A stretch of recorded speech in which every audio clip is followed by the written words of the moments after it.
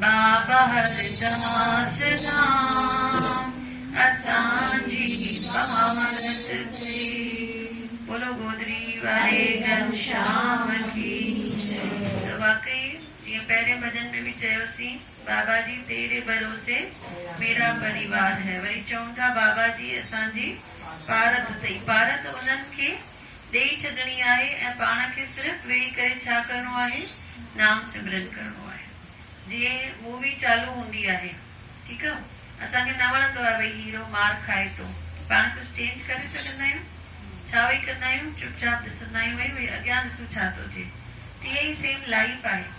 Life में असां कुझु बि चेंज नथा करे सघूं।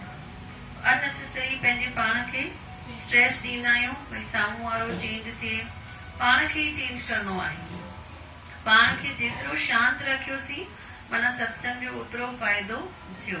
न त सत्संग जो, पूजा पाठ जो कुझु बि फ़ाइदो न आहे अगरि असांजो मन छा आहे, अशांत आहे। हिकु गांव जो माण्हू कॾहिं दॿे में न चढ़ियो हो, कॾहिं ट्रेन में न चढ़ियो हो।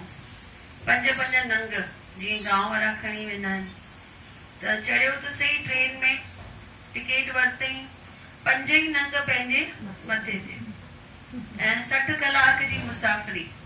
60 कलाक हाणे पूरा थियण ते आहिनि। टीसी आयो, चईंसि भैया टिकेट दिखाओ। ख़ुशि थी करे चएसि थो मैंने एक ही टिकेट निकाली है। टीसी चएसि थो छो, तोसां घणा माण्हू गॾु आहिनि? चईंसि 5 नंग गॾु आहिनि न, मां हिननि जी टिकेट न कढाई आहे। टीसी खिलेसि थो, चएसि थो हिननि जी सामाननि जी टिकेट न हूंदी आहे, तूं केतिरो बि सामान खणी अचे हा, तुंहिंजो कमु छा हुयो, सीट जे हेठां या किथे बि हिन सामान खे ठाहे रखी हा, आराम सां चेयर ते वेही हा, ऐं पंहिंजी जेका जर्नी हुई एंजॉय करी हा। दरीअ मां वेही करे सुहिणा सुहिणा नज़ारा ॾिसी हा। पर तो छा कयो, 60 कलाक बीही करे सामान खे पंहिंजे मथे ते रखी करे पंहिंजे पाण खे थकाए छॾियो। बोलो बाबा दास राम। त इहो गांव वारो केरु आहे? इहो गांव वारो पाण आहियूं। असांखे बि छा करणो आहे, सामान खे हेठि रखणो आहे। ऐं असांखे भॻवान एतिरा सुहिणा असांखे नज़ारा वेठो ॾेखारे।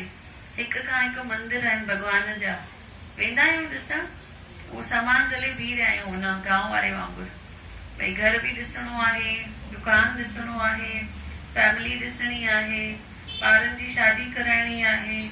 इहे 5 नंग मथे ते आहिनि ई आहिनि। पढ़ाई न कंदा ॿार, पढ़ाई 5-6 ॾींहं छॾे वेंदासीं, कंदा न पढ़ाई, पर उहो बि टेंशन पाण पंहिंजे मथां खणंदा आहियूं।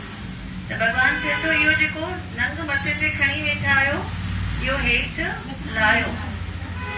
ऐं एतिरी ब्यूटीफुल लाइफ आहे, एतिरी ब्यूटीफुल लाइफ आहे, भई हिक खां हिकु नज़ारा आहिनि, सत्संग आहिनि। ॾिसो हाणे 40 जी मौज जिते किथे, पर वञूं था, नथा वञूं।